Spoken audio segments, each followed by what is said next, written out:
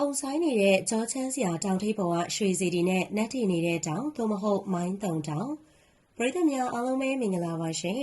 Crazy အန်ကနေပြီးတော့ပြန်လည်လို့ကြိုဆိုလိုက်ပါတယ်ဒီကနေ့မှာတင်ဆက်ပေးသွားမှာကတော့ထူးခြားစမ်းကြိမ်မှုတွေဒဏ္ဍာရီလာပုံပြင်နေနဲ့ပြည်နေတဲ့ရှမ်းပြည်နယ်ကအံ့ဖွယ်နေရာတစ်ခုအကြောင်းပဲဖြစ်ပါတယ်မိုင်းတုံတောင်မိုင်းတုံလုံးတောင်ကမြန်မာနိုင်ငံရှမ်းပြည်နယ်တောင်ပိုင်းလင်းခေးခရိုင်မှာရှိတဲ့ထင်ရှားတဲ့ဘုံတော်ကြီးကျောင်းတစ်ခုပဲဖြစ်ပါတယ်ရှမ်းဘာသာနဲ့မိုင်းတုံလို့ခေါ်ပြီးတော့ရွှေတောင်သုံးလုံးလို့အဓိပ္ပာယ်ရပါတယ်ဒီတောင်ကိုဗုဒ္ဓဘာသာဝင်တွေနဲ့အထူးသဖြင့်ရှမ်းလူမျိုးတွေအများကြီးကျေးဇူးတင်ကြပြီးတော့ဖျားဖူးတွေလည်းမကြာခဏလာရောက်လေ့ရှိပါတယ်ဒဏ္ဍာရီရဆိုရင်တော့ဒီတောင်ကိုဖျားရှင်ကိုယ်တိုင်ဖြတ်သန်းသွားခဲ့ဘူးတယ်လို့ယုံကြည်ကြပါတယ်။တောင်ပေါ်အကြောက်တုံးတွေမှာဆိုရင်လည်းဖျားရှင်ရဲ့ခြေရာတွေကြံရှိနေသေးတယ်လို့လည်းဆိုကြပါတယ်။ရှမ်းရိုးရာပုံပြင်တွေမှာလည်းဒီတောင်က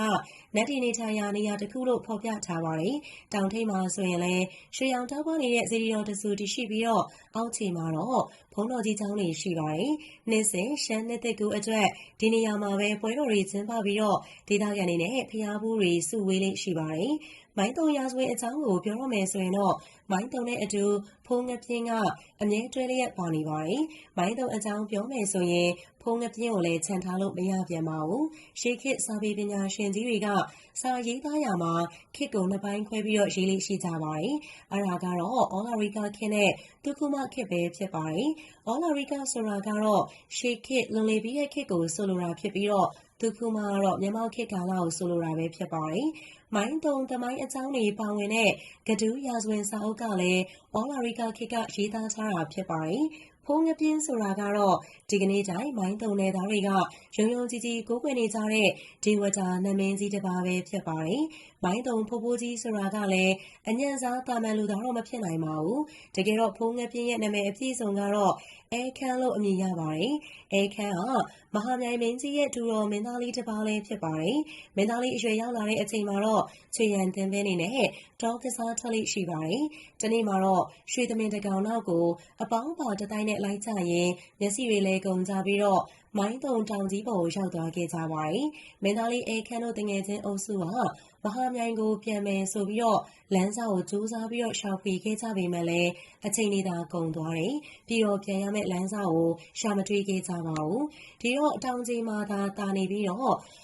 တစ်သီးတွေတစ်ဥတွေကိုတစ်ရွက်တွေကိုရှာဖွေခူးဆွတ်စားတော့ရင်းလာရောက်ခေါ်ယူကြမဲ့သူတွေကိုစောင့်နေကြရတော့တာပေါ့ဒီလိုနဲ့တနေ့မှာတော့သူတို့တွေဟာလမ်းမှန်ကိုရှာရင်းနဲ့ကျိုင်းစည်းဆိုတဲ့မြို့ကိုရောက်ရှိသွားကြပါတယ်မင်းသားလေးအဲခန်းကကျိုင်းစည်းစော်ဘွားကြီးထံဝင်ရောက်အယိုသေးပေးပြီးတော့အဲ့ဒီနယ်အတွင်းမှာနေထိုင်ခွင့်တောင်းခဲ့ပါတယ်ကျိုင်းစည်းစော်ဘွားကြီးကလည်းမင်းသားလေးတို့ကိုသူ့အုပ်ဆိုးရာကျိုင်းစည်းမြို့နဲ့အနီးတစ်ဝိုက်မိုင်းတုံတောင်ကြီးလေးမှာနေထိုင်ခွင့်ပေးခဲ့ပါတယ်မင်းသားလေးအဲခန်းတို့ကမိုင်းတုံတောင်ကြီးကိုပြန်လာပြီးတော့စိုက်ပျိုးရေးလုပ်ငန်းကိုလုပ်ကိုင်ကြရင်းနဲ့အသက်မွေးဝမ်းကြောင်းပြုခဲ့ကြပါတယ်။မျိုးစားကောင်းတဲ့ဒေသဆိုတ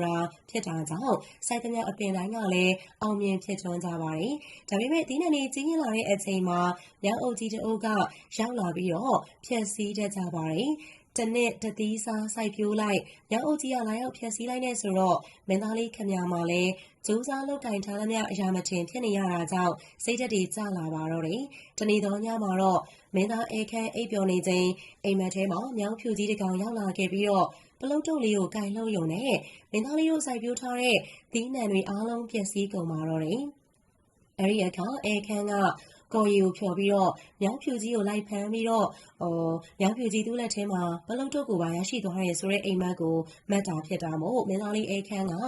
ဒါဟာနှက်ကောင်းနှက်မြက်တရားအိမ်မက်ပေးတာဖြစ်မယ်ဆိုပြီးတော့အားရဝမ်းသာနဲ့မြောင်းတီကိုဖမ်းဖို့ရအတွက်ကော်ရီတွေအများကြီးကိုကြိုပါတော့တယ်အချိန်တန်တော့မင်းသားလေးအဲခန်းရဲ့ဝင်းရင်ချန်ကြီးကအသီးနှံတွေပြုတ်သိပ်ဝေးစားနေအောင်တီးပြန်ပါတယ်အသီးနှံတွေပွင့်သီးလာပြန်တော့မြောင်းအုပ်ကြီးကလည်းရောက်လာပြန်ပါတယ်ဒီတစ်ခါတော့မင်းသားလေးအဲခန်းကကြိုချက်ထားတဲ့ကော်ရီတွေနဲ့မြောင်းတွေကိုထောင်ပြီးတော့ဖမ်းလိုက်တာကြောင့်မြောင်းအားလုံးအဖမ်းဆီးခံလိုက်ရပါတယ်။မြောင်းတွေရန်ကိုအောင်မြင်သွားတာနဲ့မင်းသားလေးအဲခန်းရဲ့ဥယျာဉ်ကြီးကလည်းအသီးအနှံတွေပျက်စီးလေလွင့်မရှိဘဲငကိုထက်ပို့ပြီးတော့အောင်မြင်လာခဲ့ပါတယ်။မင်းသားလေးအဲခန်းကသူ့ဥယျာဉ်ကြီးကထွက်သမျှသီးနှံတွေကိုစပစီတွေစံကြီးတွေတဲကိုစောက်သလိုနှစ်စဉ်သိမ်းဆဲတူလောင်ထားလိမ့်ရှိပါတယ်။မိုးမကောင်းလို့ကျိုင်းစည်းမြို့မှာစံရည်စပါးရှားတဲ့အခါမင်းသားအဲခန်းက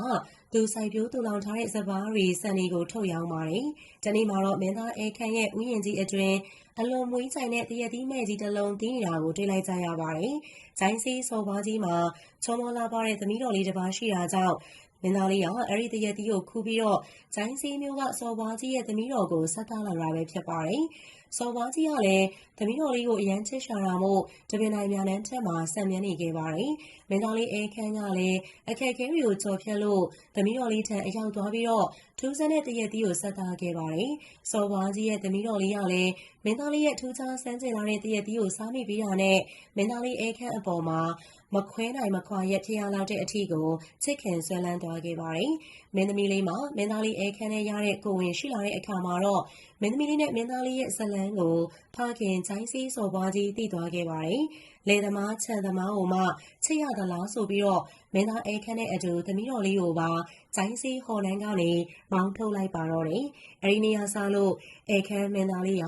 အရင်အထက်ပို့ပြီးတော့အလုပ်တွေကိုစူးစမ်းလုပ်ကင်ခဲ့ပါတယ်။မိုးရာသီမှာလည်းဥယျာဉ်ခြံအလုပ်ကိုလုပ်ပါတယ်။ဥယျာဉ်ရာသီမဟုတ်ချိန်မှာတော့စင်တွေကိုကျုံသွင်းပြီးတော့ဖမ်းခြင်းကိုလုပ်ကင်ပါတယ်။နောက်လိုက်ငယ်သားတွေကိုဆင်လွတ်ပြီးတော့ရဲရွာတွေမှာကျွဲနွားတွေကိုလိုက်ဝေခိုင်းပါတယ်။အလုပ်ကင်မရှိသူတွေကိုခေါ်ယူပြီးတော့သူပိုင်ဆိုင်ရာဥယျာဉ်ခြံကြီးတဲ့အလုပ်ကိုင်တွေပေးခဲ့ပါတယ်။ဥယျာဉ်ခြံကြီးအနီးမှာလည်းကျောင်းတတိုင်းတွေကာရံပြီးတော့ကျောင်းမြို့ကြီးကိုတည်ဆောက်ခဲ့ကတမျိုးတရွာတည်ခဲ့သူပဲဖြစ်ပါတယ်။ဒီကနေ့အချိန်ထိလည်းမိုင်းတုံနယ်သူနယ်သားတွေရဲ့စီးပွားရေးနေထိုင်ရေးတွေကိုဆောင်မကြည့်ရှုပေးနေတဲ့အပြင်မိုင်းတုံတောင်စီကိုလာရောက်လဲပတ်ကြတဲ့ခီးသွွားဖျားဖူးတွေရဲ့အန်ဒီရဲ့ကင်းစွာသွားလာနိုင်ရေးအတွက်လည်းစောင့်ရှောက်ပေးနေတဲ့နာမည်တစ်ပါးပဲဖြစ်ပါတယ်။